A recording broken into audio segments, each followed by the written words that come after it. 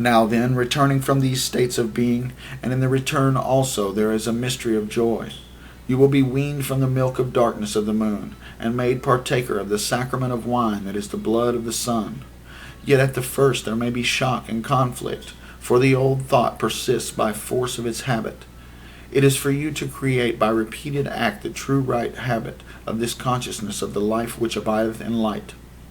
And this is easy, if your will be strong. For the true life is so much more vivid and quintessential than the false, that, as I rudely estimate, 1 hour of the former makes an impression on the memory equal to 1 year of the latter.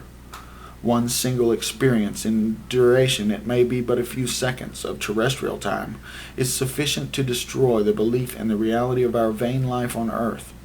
But this wears gradually away if the consciousness through shock or fear adhere not to it, and the will strive not continually to repetition of that bliss, more beautiful and terrible than death, which it hath won by virtue of love. There be moreover many other modes of attaining the apprehension of true life, and these two following are of much value in breaking up the ice of your mortal error in the vision of your being. And of these the first is constant contemplation of the identity of love and death, and the understanding of the dissolution of the body as an act of love done upon the body of the universe, as also it is written at length in our holy books. And with this goeth, as it were, sister with twin brother, the practice of mortal love as a sacrament symbolical of that great death, as it is written, kill thyself, and again, die daily. And the second of these lesser modes is the practice of the mental apprehension and analysis of ideas, mainly as I have already taught you, but with this special emphasis in choice of things naturally repulsive, in particular death itself, and its phenomena ancillary. Thus the Buddha bade his disciples to meditate upon 10 impurities, that is, upon 10 cases of death of decomposition, so that the aspirant, identifying himself with his own corpse in all these imagined forms, might lose the natural horror, loathing, fear, or disgust which he might have had for them. Know this, that every idea of every sort becomes unreal, fantastic, and most manifest illusion if it be subjected to persistent investigation with concentration. And this is particularly easy to attain in the case of all bodily impressions, because all material things, and especially those of which we are first conscious, namely our own bodies, are the grossest and most unnatural of all falsities. For there is in us all, latent, that light wherein no error may endure, and it already teaches our instinct to reject first all of those veils which are most closely wrapped about it. Thus also in meditation it is, for many men, most profitable to concentrate the will to love upon the sacred centers of nervous force.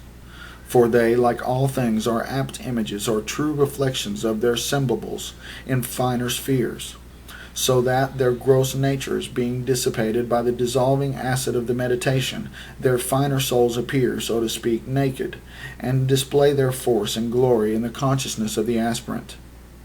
Yea, verily, let your will to love burn eagerly towards this creation in yourselves of the true life that rolls its waves across the shoreless sea of time. Live not your petty lives in fear of the hours. The moon and sun and stars by which ye measure time are themselves but servants of that life which pulses in you, joyous drumbeat as you march triumphant through the avenue of the ages. Then, when each birth and death of yours are recognized in this perception as were milestones on your ever-living road, what of the foolish incidents of your mean lives?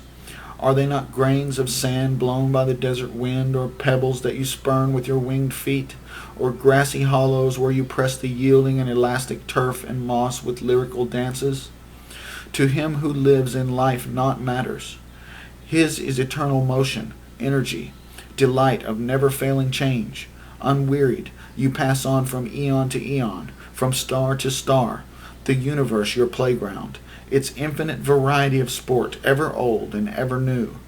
All those ideas which bred sorrow and fear are known in their truth, and thus become the seed of joy.